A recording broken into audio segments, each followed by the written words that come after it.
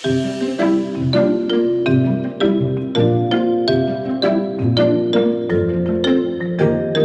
welcome to Transform Gov, the Digital Government Podcast, and I'm your host, Maeve Neefsey. So Transform Gov is part of the Ireland eGovernment Awards and is proudly brought to you in association with Accenture. And together we're exploring how digital innovation is transforming the public sector and shaping the future of government services. So today I'm very happy because we're joined by the Director of the Digital Repository of Ireland and winners of the Open Data Ireland eGovernment Award category. And in case you're not familiar with the DRI, it is our national infrastructure for preserving, curating and providing long-term access to Ireland's social and cultural digital heritage. And today's guest is Dr. Lisa Griffith, who started off as an academic and now heads up the National Digital Repository. In 2023, Lisa stepped into somebody who may be familiar to you, Natalie Horrower's shoes, who some of you would have recognised as the partner or the person who worked with Dr. Sandra Collins and who won the overall Ireland eGovernment Awards for the DRI in another life. So, well, pre-COVID. So don't miss out on Transform Gov's interview we did previously with Sandra Collins, and we talk about the very real risk of cloud-based services like Google potentially stealing our history. So I hope that's intriguing enough for you because it's an absolute humdinger of an interview. I think you'll enjoy it. But back to today. So Lisa is back with us because the DRI continue to innovate in how they are preserving our history and culture. And this year, their Community Archive initiative earned them the Open Data Award. So Lisa, you're very welcome to Transform Gov. Thank you so much, Maeve. It's really nice to come along and talk about our work. Good. So before we get into the nitty-gritty of the category that you won it for, Open Data, with your Community Archive project, it might be useful just to remind people what the digital heritage actually encompasses. So what is our digital heritage? Yeah, so I would say that there are two aspects to our digital heritage. The first is probably better known, which is that lots of organisations digitise heritage that they have and they make them available online. And these can be a whole range of items from digitising manuscripts that are very fragile and making them available online so more people can see them and access them. Or it could be doing a 3D digital scan of a heritage site in Ireland and making that available in case anything happens to it, but also so that it can be studied and explored. So that's one really important aspect. And then the second is just a recognition that everything we do now is digital and everyone in the country really works in a digital way. So when we are creating heritage, we are doing that in a primary way, it's digital. So there are lots of different ways. It could be digital art. It could be oral histories that we're doing, that we're recording digitally, and all kinds of different work. So they're the two elements really that we work with. And would television events, feature in our digital repository? Yes, we do have audiovisual material, and I would say that RTE actually would have one of the largest digital archives in Ireland, certainly one of the largest archives.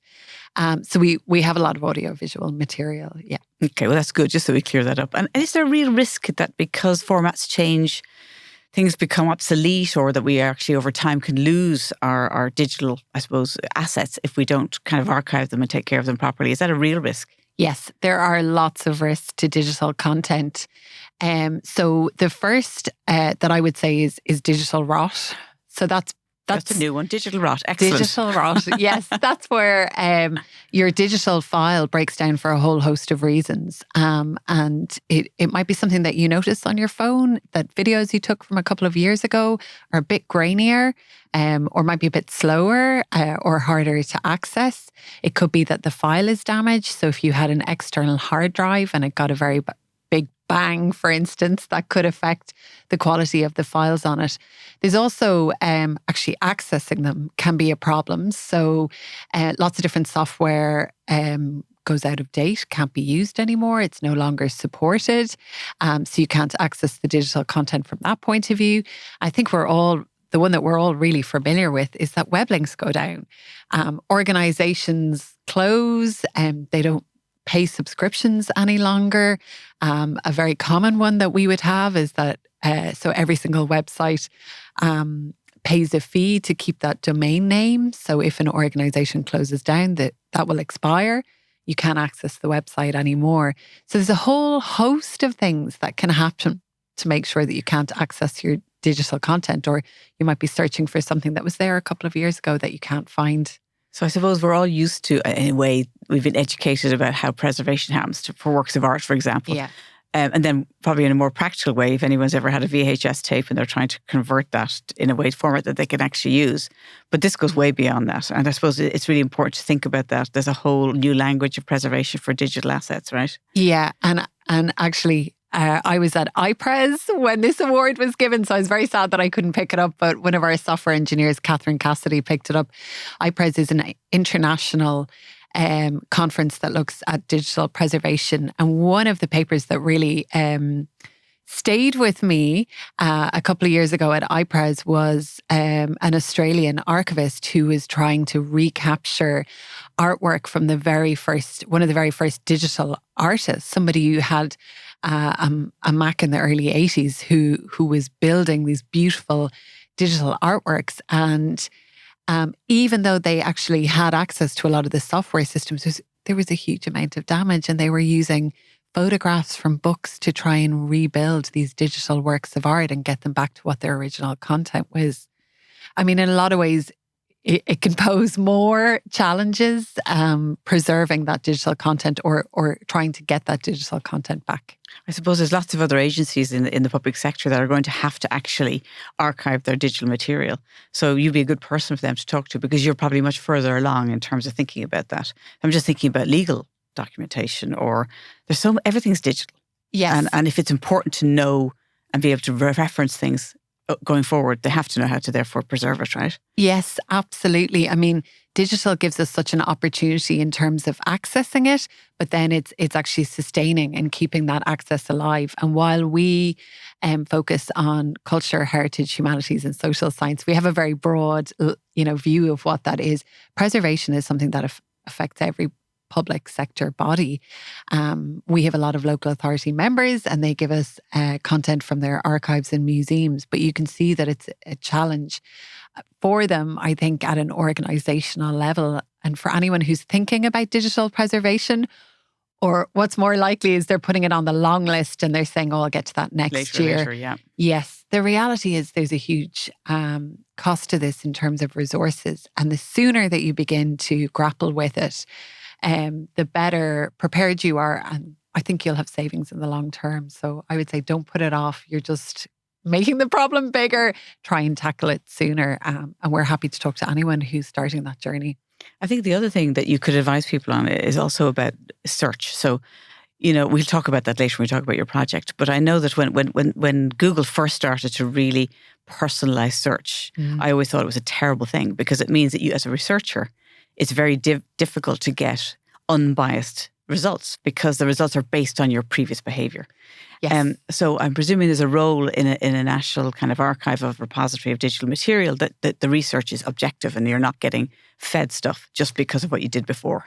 Yes. One of the ways, so at DRI, we take the content, we preserve it, but we also make it accessible. And we work with a lot of organisations, but we ask them to create their own metadata. And that is, we ask them to describe the collections themselves, because we say that they know it better. And it means that we're not bringing our own objective bias, but we also give them a lot of tools to help them do that. So there's lots of...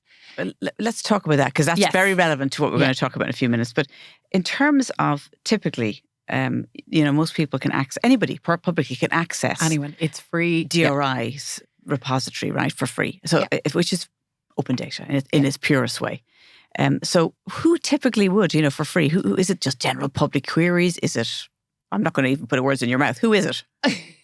So it is the general public, and it's a large section of people who would use us are researchers in Ireland. So they are people who are undertaking research at a third level. Some of them might be doing it at a second level, might be doing history projects in school. And then there's, a community of people, a large community of people in Ireland who are interested in history, and they would access it for those kinds of purposes. But a big part of what we want to do at DRI is encourage people to reuse the data.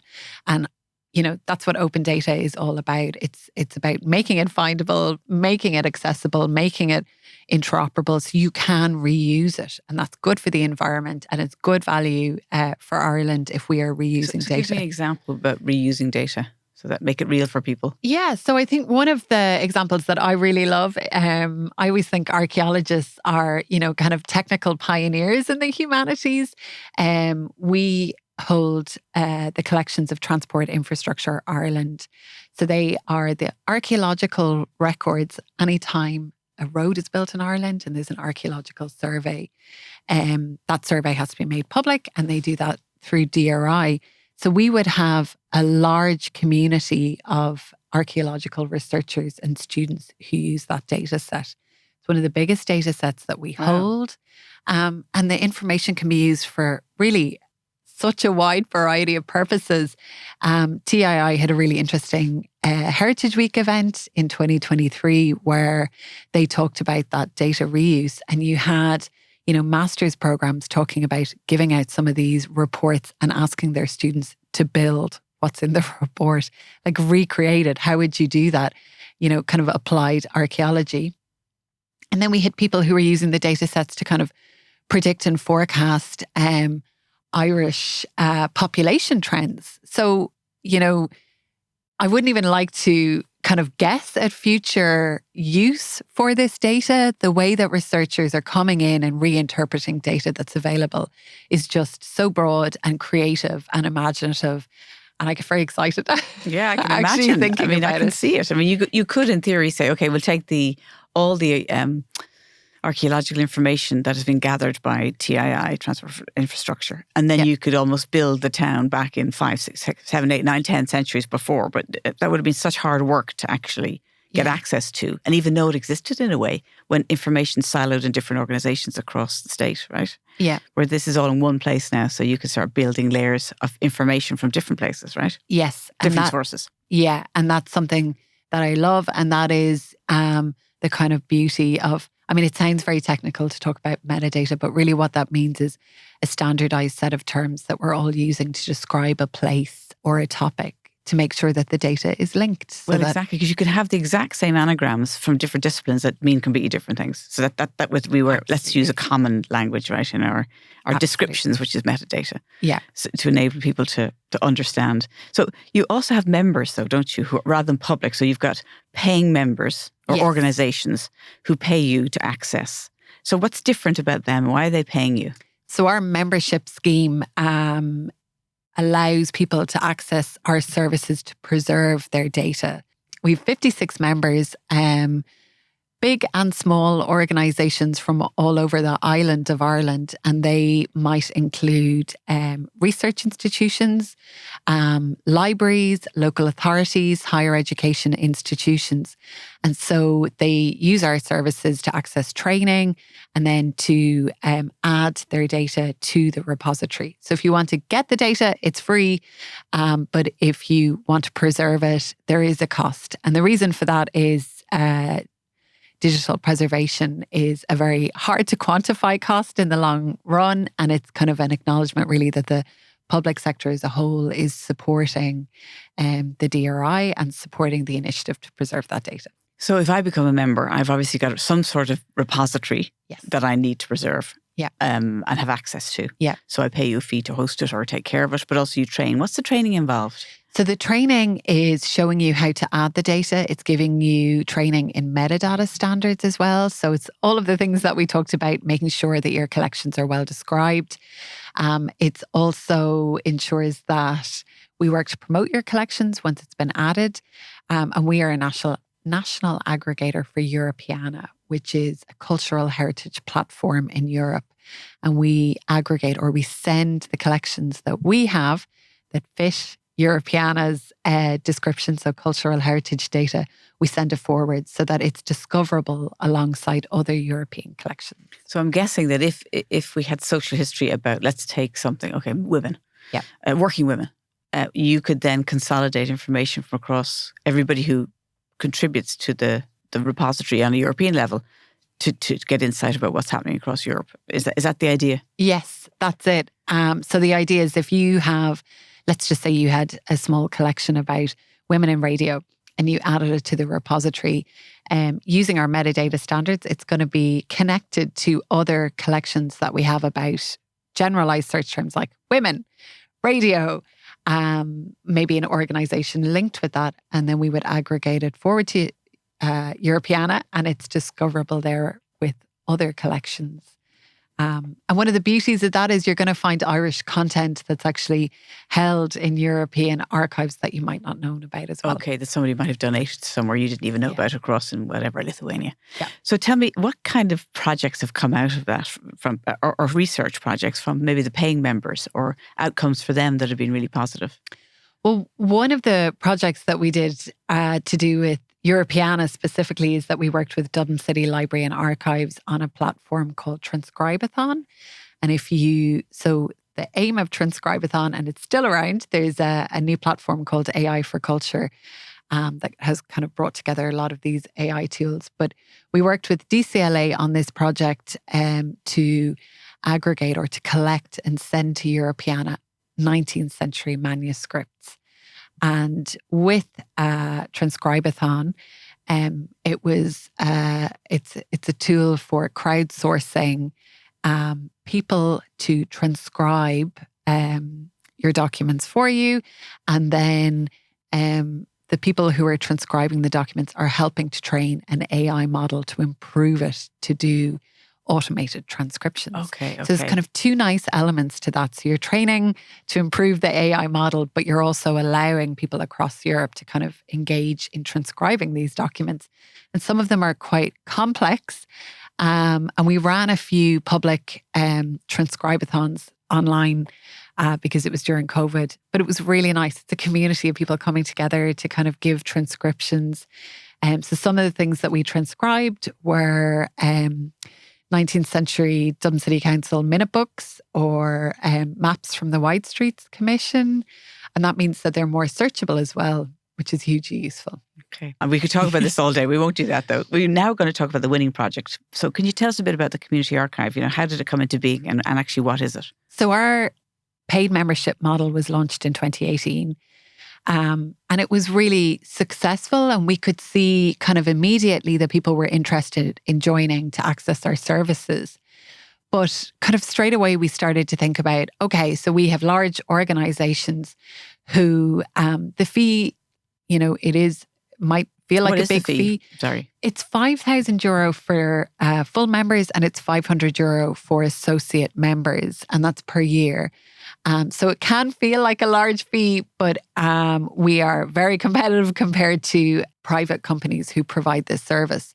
But we kind of acknowledged really quickly that there were some small groups who we'd been involved with previously who would be cut out of engaging with us because they had no funds at all. Yeah.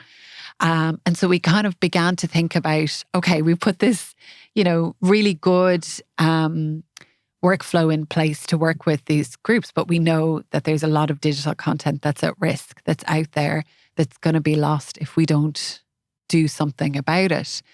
So we thought about it, and at the end of 2018... Give me an idea of what community kind of information or repository requirement would somebody have? For somebody who says, look, I need to be a member of the repository. Yeah. I can't afford it. Who typically would that be? So it could be a local community group. So one of the things that Facebook and other social media platforms brought forward was a community of online users who had content about specific geographical areas. So I'm a Waterford native, long time in Dublin, but I am from Waterford. And so I would follow lots of Waterford groups. So it's people from all over the world sharing pictures from Waterford. Now, many of these, they photograph themselves, but these are the kinds of communities who are at risk of losing their material, because often it's, individuals who are coming together in kind of a loose way and saying, I have this content, and they might be sharing it. Where does that content go? It's digital, it's important. And sometimes it's a group of people, and sometimes it's an individual. So one of the projects that I really love is Dublin Ghost Signs. And Dublin Ghost Signs is one very active, committed person who walks around Dublin and photographs faded or old shop signs that kind of tell us a bit about Dublin's past, Dublin's commercial past. And she actually documents them really well. She'll link them in with records from Dublin City Library and Archives, and she'll tell you a story about the business that was there before. Okay, so she puts them in context. Yes. Yeah, very exactly. interesting. Yeah. So they would be the kind of people that couldn't necessarily afford. Yeah. So what did you decide to do in response to that? So we said, let's trial it and we will waive the fee and we will say if you are low or no income, because we weren't really sure what that looked like yet, we will create a pathway and we will give you annual membership for free and you will be able to work with us for 1 year to get your collections in. Okay, so you have to, do you compete with other people to get to win, if you like? Yes. So the first year we opened it, we had, I think, 15 applicants. Okay. It was very, very difficult, and it was very competitive. And I think one of the questions that we were worried about, or one of the questions that hung in the air, is how much work would they need to be supported? Okay, to get them up and running and trained and... Yeah, because usually we work with archives or libraries or archivists who are trained and they know all about metadata and they know about repositories and file formats, and this is second nature to them. But we didn't quite know what we were dealing with here. We knew they had content, we knew it was at risk, but we didn't know what we'd have to do to support them. So in a way, did you have to kind of look at your criteria then for selection based on perhaps people who had that little bit more knowledge or had ability to have access to time to learn? Or how did you decide? Yeah. And so the first year that we ran it, we said that you needed to have an ingest-ready collection. And that in itself ingest-ready collection. It's quite terrifying because what does that even mean? Yeah. So that it means a collection that would have metadata that you are ready to add to the repository. And we made it clear that you would need to have time to add it to the repository. Yeah. Okay. So what difference did accessing the repository make for these communities? Can you give us some examples of some of the people who managed to win a place on the repository? So the first year, our inaugural winner was Orla Egan from the Cork LGBT Archive. And Orla's collection was really fantastic, and it kind of had a very strong regional voice, and it spoke to, how vibrant the Cork LGBT community has been over the years. And actually in adding her collection to DRI, we also aggregated it to Europeana, and apparently we helped Europeana meet their targets for content of an LGBTQ nature. So it was good. So we could see that even at a European level, it's important to be sharing this content and making sure that these kinds of spaces are representative of everyone. So I know Orla has gone on to win Heritage Council funding to kind of scale up her archiving. And that's something that we're always really keen to do, is to support groups who come to us and win the community archives if they're applying for other funding. And we say, like, what do you need? We can, show people that we will train you and we will help you go further with your collections. And you mentioned one about it was a very active person within the traveller community. Did they win 1 year as well? So Mick Fortune won in 2024. So Mick is... he collects folklore stories, and he has done some work with the Southside Traveller Action, or Southside Women's Traveller Action Group, which is a really fantastic group of women, to talk to them about their folklore. So he's from Wexford, and he just has a lovely way of drawing stories out of people, and he has a number of recordings that looks at the folklore of traveller groups. So he recorded those and he shared them this year with DRI. And I guess, back to one of your earlier questions, which is what have people gotten out of them? I know Mick flagged that one of his worries is, I have all this content sitting on servers or CDs. and I'm worried that one day I won't be able to access it. So for him, it's peace of mind that the content is somewhere else and someone else is minding it for him. And then, of course, it could be voices that were completely lost, actually, and a whole way of life that could be lost, through the folklore. Absolutely. And I would say a lot of the community archives that we work with, they're led by usually one person, not always, but usually one person who's very passionate about what they do. And I think they always have a concern that, yes, okay, my family understand what I do, but really what happens to the content when I'm gone? Where will it go? Or if I'm not able to mind it for any length of time. What's next? So you must have learned things though, because you're going out and calling for entries, if you like, from a completely different, maybe you might say, outside of the kind of archivist and archaeology group who maybe have no experience of metadata and all of that. Did they help you actually improve the digital repository? Oh, absolutely. Yeah. Absolutely. I'm not an archivist by background. I'm a historian. So I'm usually on the other end of archives, or have been in the past. And yet, in the 7 years that I've worked in DRI, you just absorb this language and you don't realize how much jargon you can be speaking. And I think working with groups like community archives, you have to strip back your language. You have to make it accessible. You have to make sure that you're speaking plain English. We've learned about accessibility of language, accessibility of training. We've learned that there are challenges in accessing our website, our repository, all these things that we need to improve. So it's been hugely rewarding. We produced a guideline for community groups who have material that they want to archive, whether that's managing it themselves and the kind of metadata standards they should be using, or thinking about giving it to another organization.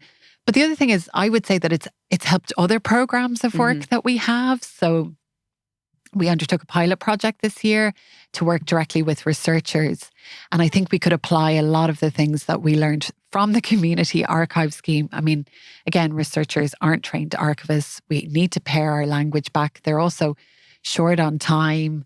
So we learned lots of things, or we took lots of lessons from the community archive scheme over to our work with researchers. Yeah, exactly. So if you get somebody who's not initiated in the community, they can show you stuff you don't even know you're doing, right? Absolutely. And in terms of, research projects, has DRI done any themselves on the information that's available to the repository and had interesting outcomes? Yeah. So one of the projects that we finished, I think we finished up last year, was the Archiving Reproductive Health Project. And that was funded by the Wellcome Trust. And that was to gather digital material that was generated during the Repeal the 8th campaign, and to preserve it online. And, that project is so interesting because it's kind of a reminder of cultural heritage is digital now. That's just it. If it was generated 10 years ago, it's digital. Probably 20 years ago. And so we need to be thinking all the time, like from here on out, about how we preserve cultural heritage, because it is digital. So the kinds of things that we were looking at with that is we archived a Facebook group. So these were conversations that women were having about the challenges that the 8th Amendment had created in their lives. We also looked at trying to archive a variety of different social media formats like Twitter, which is hugely challenging, or X, I should say, which is hugely challenging. And I guess coming out of that project, we started to web archive as well. So that's something that we launched this year. So websites. Is that what you mean? Yes, it's websites. Yeah. And that's a really big challenge for people. I mean, websites have a finite period. They are not there forever. There's a huge amount of risk to websites online. And I think even going back and looking at a website, is it way back? The Wayback Machine. Wayback Machine, which I've used because when I've done sites, I've forgotten what they look like. And there's some things you might want to pick up from them. But that's in a very, very surface level. But I mean, if it's important history being recorded, really. Yeah. Or social history is being lost. And I think lots of researchers, use websites as a really valuable tool for communicating the outputs of their research.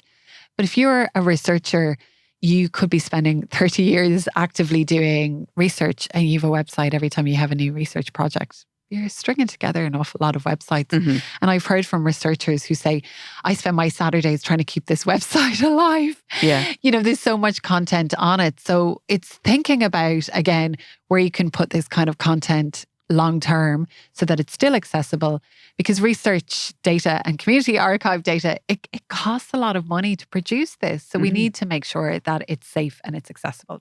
What about generative AI? Do you believe there's a role for that within the DRI? So the way that I would see generative AI being used most at the moment is to create metadata for very large collections of data.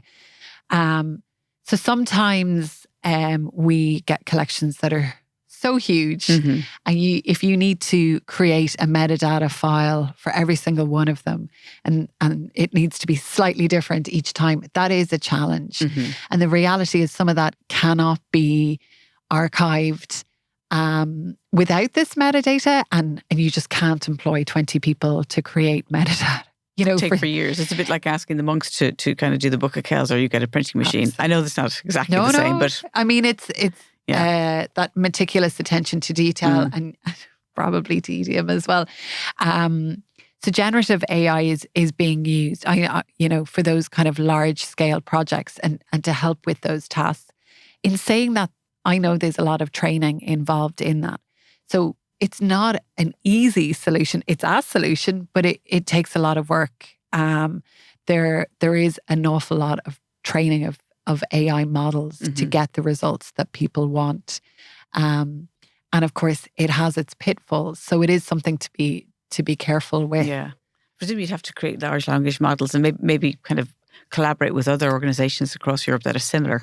Yes. And try and come up with some sort of common language. Anyway, that's another conversation we might have in the future. Absolutely. In fact, what do you think the future is for the DRI? What are you thinking kind of ambitions for the next, say, 3 years? Okay. Well, so we're due to release our strategic plan soon. We're actually going to release it next month on World Digital Preservation Day. And that has made us look back. And I think what we've seen is in the last 5 years, we have doubled or more than doubled. We have more than twice the number of collections, more than twice the number of data sets there. So looking forward, I know that, we're going to see at least a doubling again. There's a huge demand for our services, and we want to work with as many communities as we can. We have some really exciting members coming on board with some really interesting collections. One of the things that I'm quite excited about is that there's a lot more natural history collections coming into us. And I think in terms of open data sets, they can be used for such a wide variety of research purposes. So kind of thinking about tracking changes, wildlife changes, or plant species changes. So I think there's lots of really exciting opportunities there. I think we're seeing bigger data sets coming into us. So when members join us, we always kind of say, well, why don't you add something small first to get used to us? But definitely the scale of the data sets is really increasing. And I suppose you're coming into your own if you think about it, because when we first met Dr. Sandra Collins, when she was first starting off the DRI, it was a small project. Yeah. And it didn't have any funding. It didn't belong to anybody. Then it got bigger. But now it's almost central because it's such a huge role in the preservation, really, of our culture and heritage, as well as you say, being able to cross-reference different data sets that maybe, used to be stuck in boxes. You can get everything now. Yeah. And I think... So one of the big areas that we want to explore are more European and global services that we can send our data to make sure that it's, you can discover it at a global level. I mean, Ireland is, the research that we produce in Ireland is, it's of a very high standard internationally. We collaborate internationally at a very high rate, and putting all of these pieces in place are really important to ensure that we continue to do that we can continue to kind of collaborate globally. So it is really important. I know we're going to have a lot more 3D data sets as well.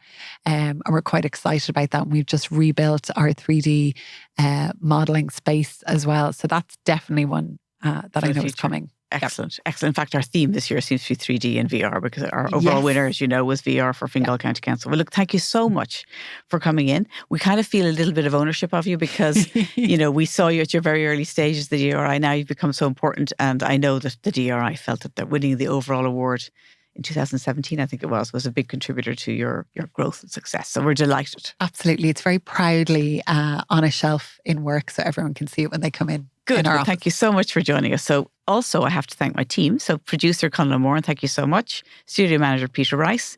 Video editor Neil Horner. Sound engineer and videographer today, Lee Brennan. And finally, thank you to South Dublin Podcast Studios. Thank you.